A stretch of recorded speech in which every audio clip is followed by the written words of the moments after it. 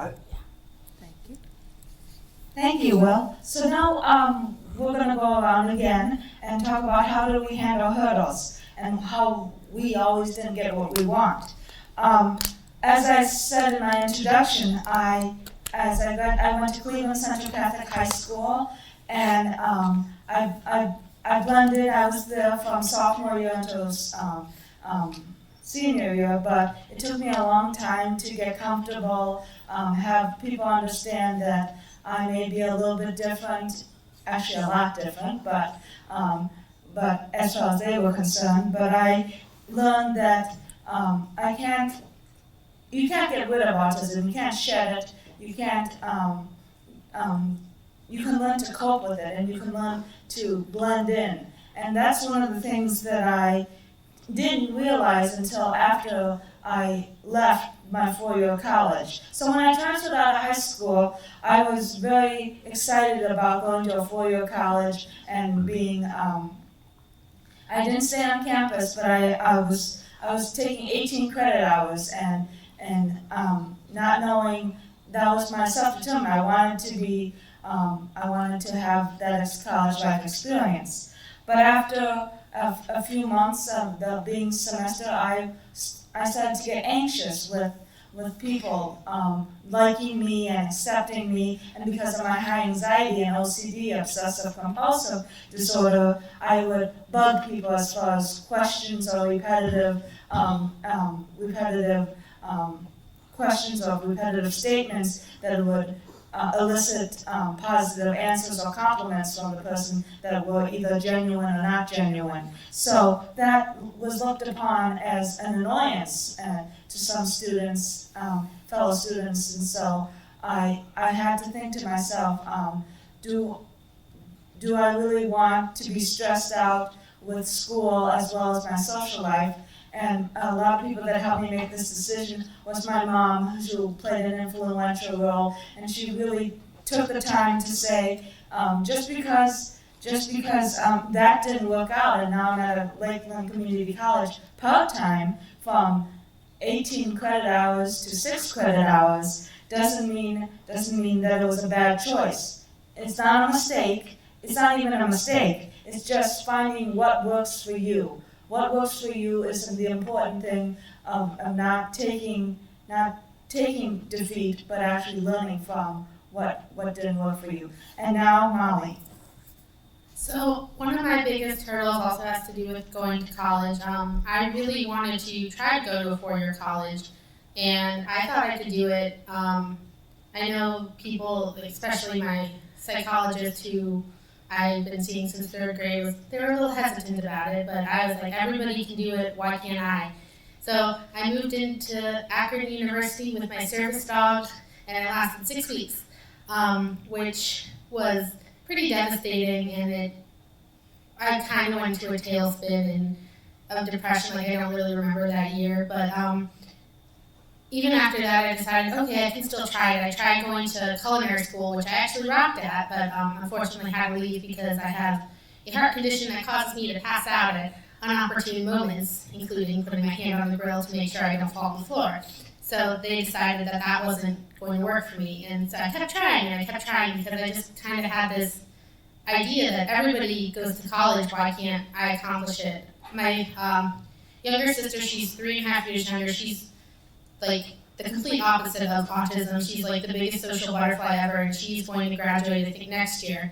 And even watching her, I'm so proud of her, just sometimes watching her have those like milestones that I'm not going to ever reach is painful. And so recently, like last year, like the end of last year, I decided that, college isn't going to be for me, and that's okay, and I need to stop wasting my parents' money and my time and my energy and trying to attempt a goal that I'm just not going to reach. And I know that I can reach my career goals and my life goals without a degree because I have certain talents that you can't be taught.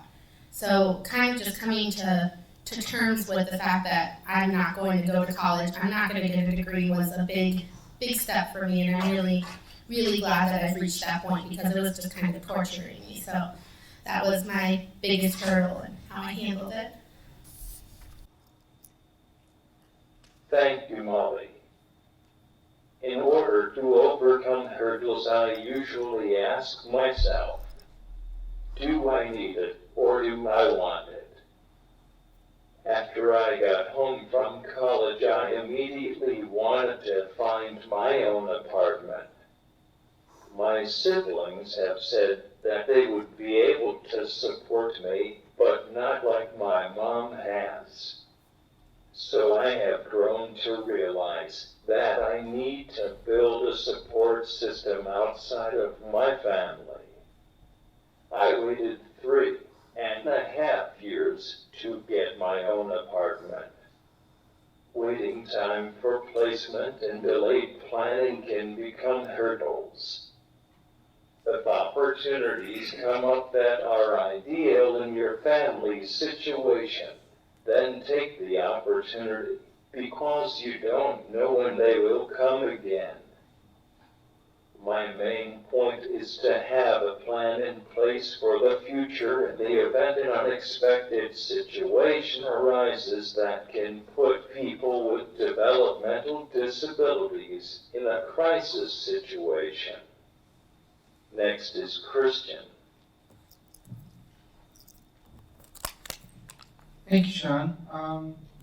How I handled my hurdles was, I think the biggest thing for me would be transitioning from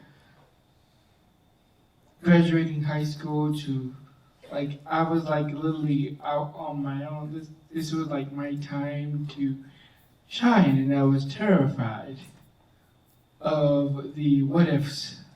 What if I'm not very successful? What if, I'm not going to be able to do the things that I want to do in life? So transitioning from high school to, like, after high school, graduating high school was very difficult. I found myself struggling with trying to get a job.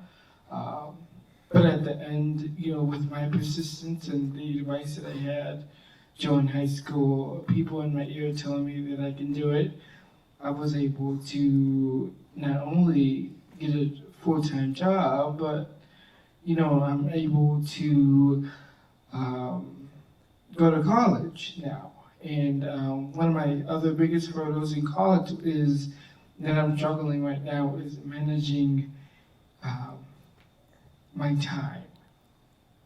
One of the things when you're in college, you have to manage your time. I mean, if you work full time, it's kind of a struggle.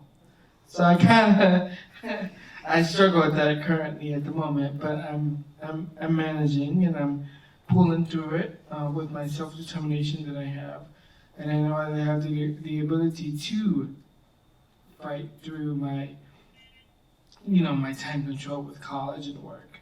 So I'm able to manage both very well, actually. So I've mastered that. So next is going to be Will. Thank you, Christian. I already kind of talked about the fact that I lived on my own, but I'd like to go further with that. I should have actually mentioned one other person in my knowledge now. My one supporter is Sir Renee Zoloboda. She's the one that actually encouraged me to get on the waiting list for Maximum Accessible Housing Ohio. And I got on the waiting list as of late 2013. Basically, I was on the waiting list for a couple of years until late 2016, in late October of that year. And I honestly thought it would take years before I moved, longer than it actually did. And one of the biggest concerns that I had was that something might happen to one of my parents. They might end up in a health crisis where they're not going to be able to take care of me anymore, or something happened to them in the face of death. I know it's hard to hear, but so I was actually relieved that I can overcome that hurdle by moving before anything happened to them. I already mentioned the hurdle where between getting overnight care and taking the risk. I want to follow up more on that point about compromising with our concerns and with what we really want. I've learned over the years that we can't live our life based on just statistics, and we have to take a chance. And you know, it's okay to be scared, but at the same time, you have to take a chance. And it's all about overcoming hurdles and courage. And another hurdle I can say I handled was the fact that I had to rely on caregivers more than I used to living at home, because a lot of the responsibility laid on my parents. And there are some caregivers that I've had, and I'm gonna have for most of my life, that are not that great and are not reliable. And that's a hurdle that I had to learn how to handle and overcome. So that's examples of hurdles in my view. And now on to the next slide.